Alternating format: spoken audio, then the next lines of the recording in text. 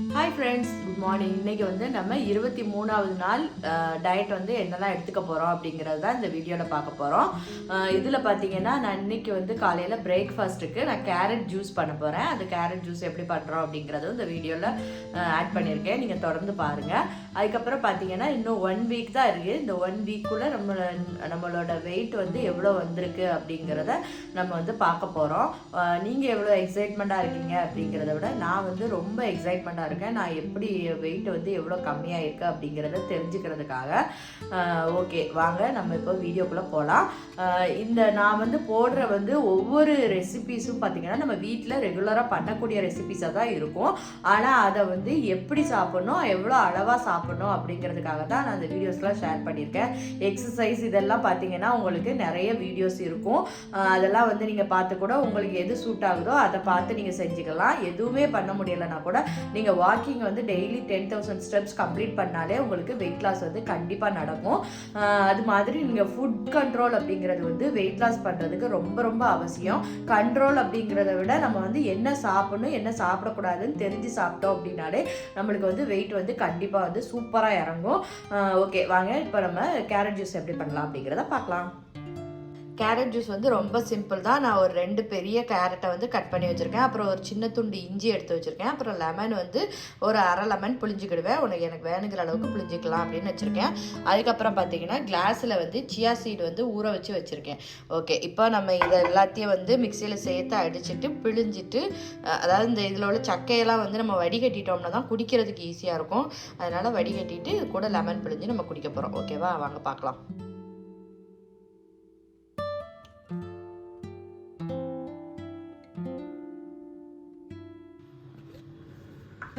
இப்போ ஜூஸ் அரைச்சாச்சு. இப்போ நம்ம இதை வந்து வடிகட்டிடலாம்.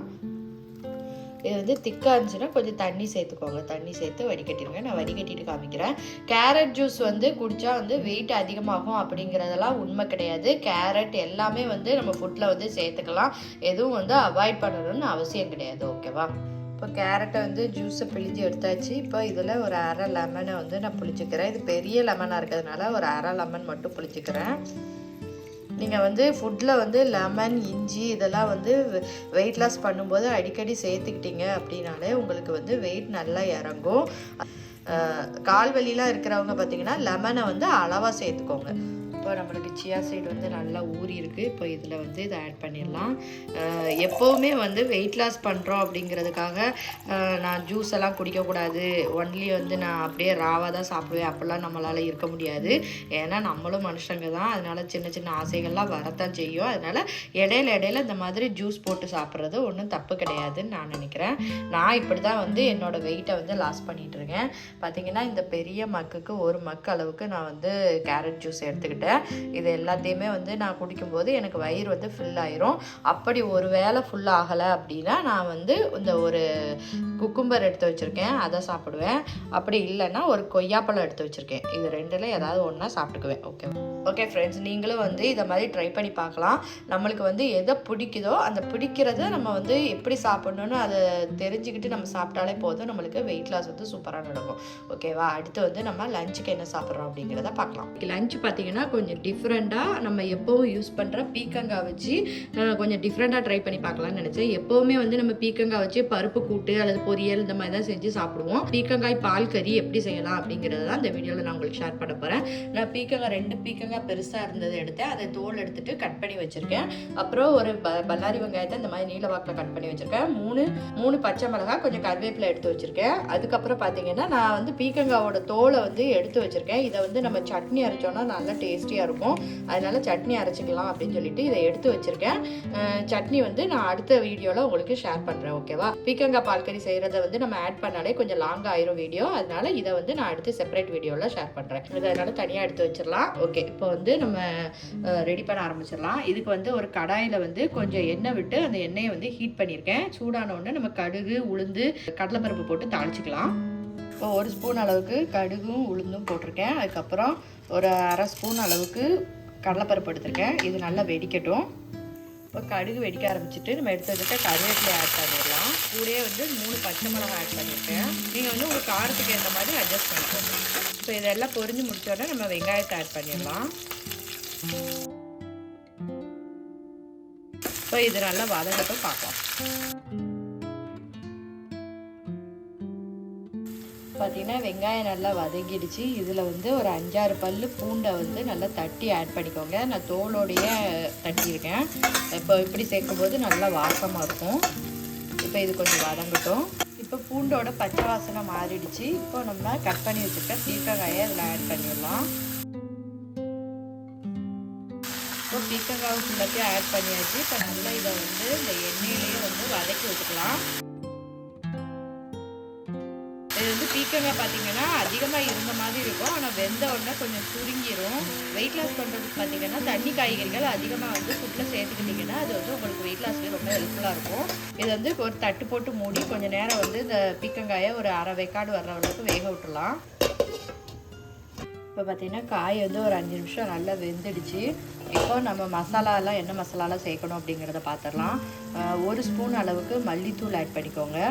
இது வந்து தண்ணிலாம் நம்ம விடலை, அதுவாகவே வந்து பீர்க்கங்காயிலேருந்து வெளியே வந்திருக்கு. அப்புறம் ஒரு சின்ன ஸ்பூனுக்கு மஞ்சள் தூள். காரம் வந்து நீங்கள் உங்கள் காரத்துக்கு ஏற்ற மாதிரி போட்டுக்கலாம். நான் ஏற்கனவே வந்து 3 பச்சை மிளகாய் போட்டிருக்கேன், அதனால 1 ஸ்பூன் அளவுக்கு மிளகாய் தூள் போட்டிருக்கேன். அதுக்கப்புறமா வந்து கொஞ்சமாக வந்து கரம் மசாலா பவுடர் போட்டுக்கிறேன். அப்புறம் இதுக்கு தேவையான அளவு உப்பு போட்டுட்டு இதை வந்து நல்லா வந்து மிக்ஸ் பண்ணி விட்டுருங்க. இப்போ வந்து கொஞ்சம் நேரத்துக்கு அந்த மசாலாலாம் மிக்ஸ் பண்ணியிருக்கோம்ல, அந்த மசாலாவோட பச்சை வாசனை மாறணும். அது வரைக்கும் ஒரு 2 நிமிஷத்துக்கு அப்படியே வேக விட்டுடலாம். இது வந்து பார்த்திங்கன்னா சாதத்தோடு சாப்பிட்றதுக்கும் நல்லாயிருக்கும், இல்லை சப்பாத்தி கூட தொட்டு சாப்பிட்றதுக்கும் டேஸ்ட்டாக இருக்கும்.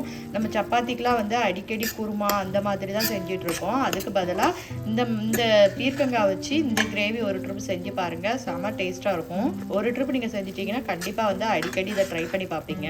நான் வந்து இது வந்து இன்றைக்கி சாதத்துக்கு தான் பண்ணுறேன். சாதத்துக்குமே டேஸ்ட்டாக இருக்கும். இப்போ கொஞ்சம் வந்து இது அந்த எண்ணெய் தெளிஞ்சு வரட்டும், அது வரைக்கும் வெயிட் பண்ணலாம்.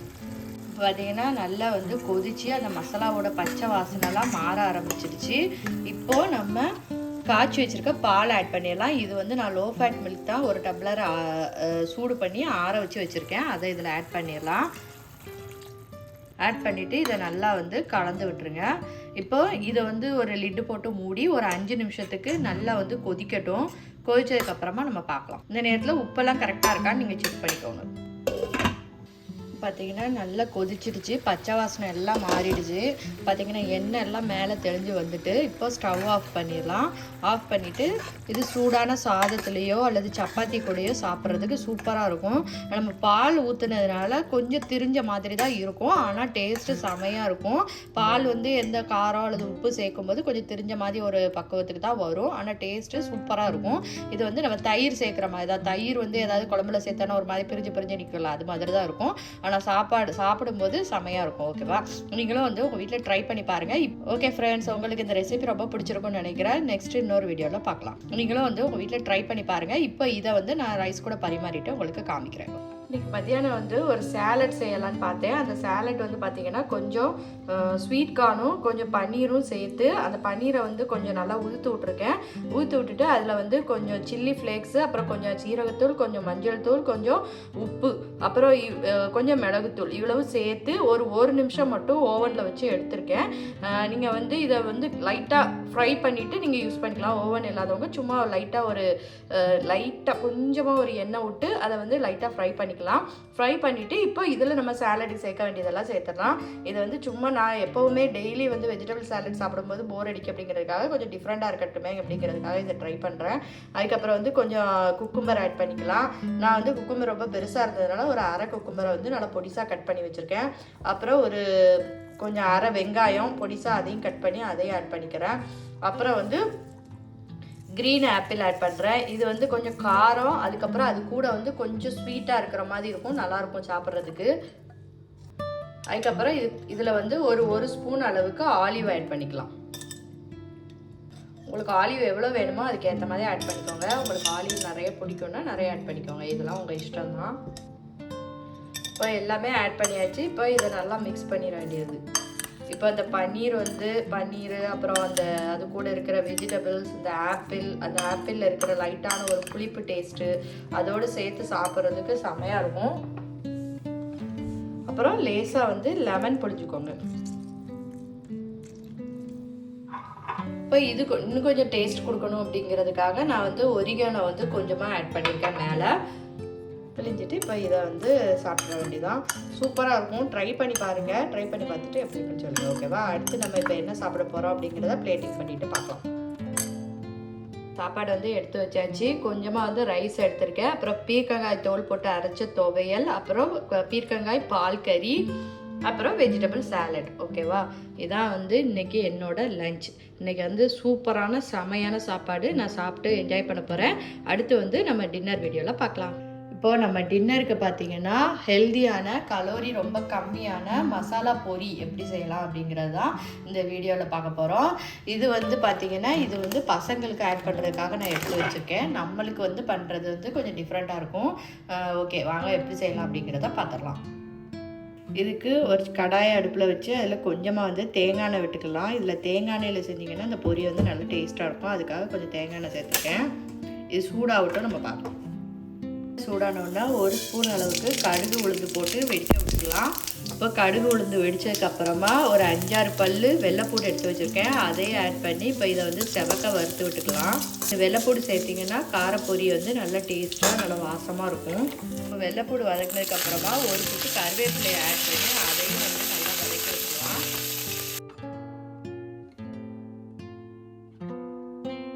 இப்போ கருவேப்பிலையும் நல்லா வறுத்ததுக்கப்புறமா நம்ம வந்து உப்பு போட்டு வறுத்து வச்சுருக்கோம் வேர்க்கடலை. அதில் வந்து ஒரு 1/2 கப் அளவுக்கு போட்டுக்கலாம். உங்களுக்கு எவ்வளோ வேணுமோ போட்டுக்கலாம். நான் வந்து ஒரு 1/2 கப் அளவுக்கு சேர்த்துக்கிறேன். அதையும் வந்து இந்த ஆயிலில் வந்து நல்லா ஃப்ரை பண்ணி விட்டுருங்க. அதுக்கப்புறம் ஒரு 1/2 கப் அளவுக்கு பொட்டுக்கடலை எடுத்து வச்சுருக்கேன். அதையும் இதில் ஆட் பண்ணிக்கலாம். இப்போ இந்த ஆயிலையே வந்து நல்லா இதையும் ஃப்ரை பண்ணி விட்டுருலாம். இப்போ இதில் வந்து நம்ம காரம் எல்லாம் சேர்த்துடலாம். இதுக்கு வந்து காரத்துக்கு வந்து பார்த்திங்கன்னா ஒரு 1/2 ஸ்பூன் அளவுக்கு மிளகாய்த்தூள் ஆட் பண்ணி, இது பொடி சேர்க்கும் போது வந்து நான் ஸ்டவ் ஆஃப் பண்ணிடுறேன். அப்புறம் கொஞ்சமாக வந்து மஞ்சள் தூள், அப்புறம் கொஞ்சம் காய பவுடர் இதெல்லாம் சேர்த்துட்டு இந்த வெறுமனையாக அந்த கடாயிலே போட்டு நல்லா ஃப்ரை பண்ணிக்கலாம். அந்த சூட்லேயே வந்து அது கொஞ்சம் நல்லா ஃப்ரை ஆகட்டும்.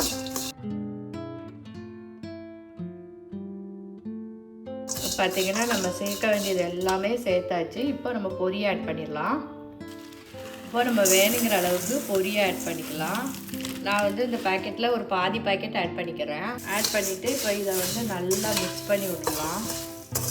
அந்த சட்டியில் இருக்கிற சூட்லேயே வந்து கொஞ்சம் நேரம் நல்லா ஃப்ரை பண்ணி விடுங்க. இதில் வந்து இப்போ டேஸ்ட் பார்த்துட்டு உங்களுக்கு உப்பு பத்தாதான்னு பார்த்துட்டு போட்டுக்கோங்க. சில பொரியில் வந்து உப்பு இருக்கும், இந்த பொரியில் வந்து உப்பு இல்லை. இப்போ பொரியெல்லாம் மிக்ஸ் பண்ணதுக்கப்புறமா ஒரு 2 ஸ்பூன் அளவுக்கு எண்ணெய் ஊற்றிக்கலாம். அதுவும் தேங்காய் எண்ணெய் தான் விடணும். அது வந்து சூடு பண்ணாமல் அப்படியே ஊற்றுனீங்கன்னா தான் அதோட பச்சை வாசனை வந்து சூப்பராக இருக்கும். சேர்த்துட்டு நல்லா வந்து இந்த இதோடு சேர்த்து மிக்ஸ் பண்ணி விட்ருங்க. நான் வந்து ஸ்டவ் ஆஃப் பண்ணிட்டேன். இதை வந்து இப்படியே வந்து ஒரு டப்பாவில் போட்டு வச்சுட்டு அப்பப்போ வேணுங்கிறப்போ மட்டும் வெஜிடபிள்ஸ் எல்லாம் ஆட் பண்ணி சாப்பிட்டோம்னா சூப்பராக இருக்கும். இன்றைக்கி நைட்டு டின்னருக்கு பார்த்தீங்கன்னா அந்த மசாலா பொரி தான் சாப்பிட போகிறேன். இதில் வந்து எல்லாமே ஆட் பண்ணியாச்சு. அப்புறம் கொஞ்சம் வெங்காயம் ஆட் பண்ணிக்கலாம், கொஞ்சம் கொத்தமல்லி இலை மேலே தூவிக்கலாம். அப்புறம் தக்காளி பார்த்திங்கன்னா உள்ள விதையை எடுத்துகிட்டு கட் பண்ணி வச்சுருக்கேன். அதில் வந்து கொஞ்சமாக ஆட் பண்ணிக்கலாம். அப்புறம் லெமன் வந்து மேலே லைட்டாக புழிஞ்சிக்கலாம். அடுத்து சாட் மசாலா பவுடர் வந்து மேலே ஆட் பண்ணிக்கிறேன். இது வந்து உங்களுக்கு விருப்பம்னா போட்டுக்கலாம், இல்லாட்டா விட்டுடலாம். அவ்வளோதான். இது வந்து பார்த்திங்கன்னா பொரியில் வந்து கலோரி வந்து ரொம்ப ரொம்ப கம்மி தான், அதனால சாப்பிட்லாம். நைட்டு இன்னைக்கு டின்னருக்கு வந்து இதான் நான் சாப்பிட போகிறேன். நீங்களும் வந்து இதே மாதிரி உங்கள் வீட்டில் ட்ரை பண்ணி பாருங்கள். இன்றைக்கி போட்ட ரெசிபிஸ் எல்லாம் உங்களுக்கு யூஸ்ஃபுல்லாக இருந்திருக்கும்னு நினைக்கிறேன். நான் இந்த மாதிரி சாப்பிட்டு தான் என்னோடய வெயிட்டை லாஸ் பண்ணிகிட்ருக்கேன். நீங்களும் அதே மாதிரி ட்ரை பண்ணி பார்த்துட்டு எப்படி இருக்குன்னு எனக்கு கமெண்ட்ஸில் சொல்லுங்கள். ஓகே ஃப்ரெண்ட்ஸ், நெக்ஸ்ட் வீடியோவில் பார்க்கலாம். பாய், குட் நைட்.